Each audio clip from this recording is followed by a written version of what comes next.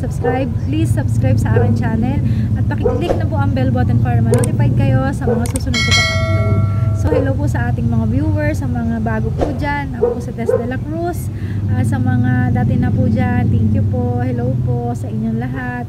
At ngayon pong hapon, nandito ako sa aking garden. Nakita nyo po at may araw-araw pa. Humabol ako ng vlog ngayong Sunday kasi wala akong upload. So ayun, galing ako sa birthday ng aking kaklase na invite po kasi tayo. At sumaglit lang naman din ako doon. Nandito ako sa sa ating garden dito po sa may ayan, ito po yung araw. 5:30 PM na po dito sa Bulacan at hindi naman po masyadong mainit yung araw. So, ayun, nasarap din naman sa balat na maarawan ka. No? At nandito lang tayo, nagmumuni-muni tayo sa garden natin kasi tinitingnan ko kung okay ba yung mga halaman ko kasi ilang araw ko na din po silang hindi nadidiligan or na-check up. So, yun, 1 week nung nag-vlog tayo at ngayon, dito, 1 week po ulit na ayun, para maipakita ko ulit sila. So, yung nakaraang vlog ko, ayun, maraming salamat po sa mga nag-comment na yung mga top 5 plants nila na favorite nila sa kanilang garden. Naman gusto ko ipakita sa inyo yung mga cutest na plants ko dito sa aking garden. Wala na akong makontent, pero sana nagugustuhan nyo yung lahat ng mga pinapakita ko sa inyo, guys. At ayun, gusto ko naman pakita sa inyo yung top 5 cutest dito sa aking garden. Ayan, guys. So, ito yung pinakamaliit dito sa aking garden. So, hindi ko din alam kung ano yung tawag sa kanya. Sobrang liit niya. Alam ko dati, namatay na to. Pero may mga natira pala na ilang peraso. So, napadami ko ulit sila. Nagkamili bags kasi to. Pero ngayon, tingnan nyo, ang ganda-ganda. At ang dali niyang alagaan. Sobrang liit lang talaga ng dahon.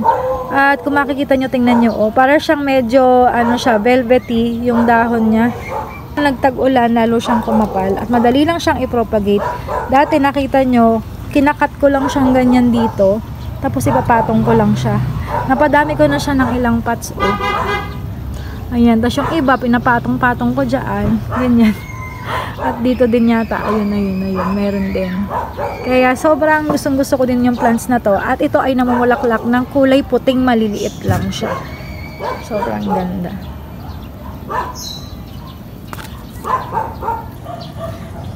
At ito pa, guys, yung isa. Yung cactus na to, ang isa sa pangalawang cute na napili ko kasi tingnan nyo naman, guys. Ang tagal na nito sa akin at saka tingnan nyo, oh, napaka-cute pa din. Hindi siya lumalaki, nagkaka-babies pa nga yan. Oh. Ito lang yung pot niya, sobrang liit.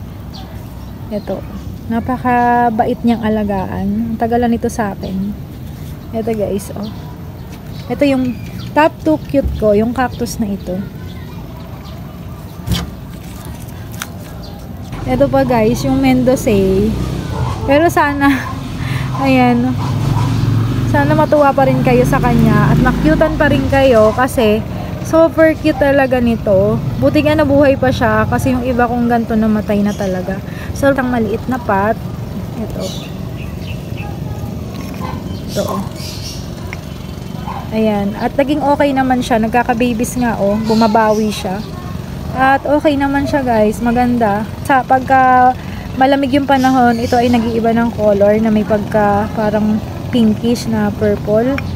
Ganun. Ngayon nga lang, tag-ulan kasi puro siya green. Ito, guys, oh.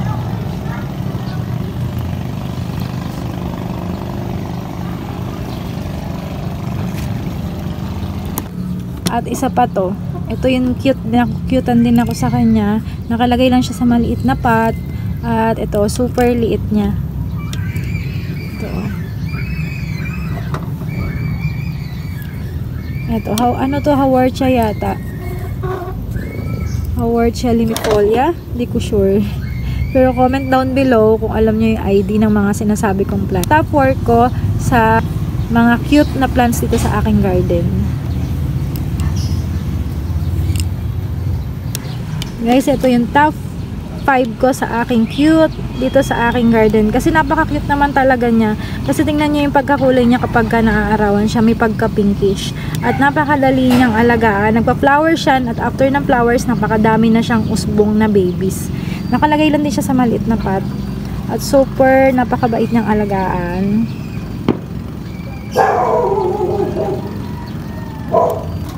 At ito yung mga babies niya na nakuha ko dito. Ayan, ito pa. At ito pa. Napaka-cute nila. At ito hindi ko pa napapaghiwa-hiwalay. Pero ang ganda nilang tignan kaya parang natutuwa lang ako na ganyan sila. Alam nyo guys, sa totoo lang, ang dami ko na mga cutest na plants dito sa aking garden. So nakakatuwa talaga siya na pagsama-samahin ko dito sa isang side na to. Yan. Sobrang cute talaga nila. Kung makikita nyo, nakalagay lang sila sa maliliit na pot. At sobrang dami nila guys. Kaya hindi lang talaga 5 yan. Pero yun lang yung masishare ko sa inyo. Ayun guys, hanggang dito lang ang ating vlog. At shoutout ko po dito yung mga nag-comment sa last vlog ko. Hello po sa inyong lahat at maraming salamat po sa support. And palagi niyo pong tatandaan, always be happy because life is a blessing from God. See you sa aking next vlog. Share nyo din po yung mga cutest plants nyo. Comment down below. Top 5. Bye-bye!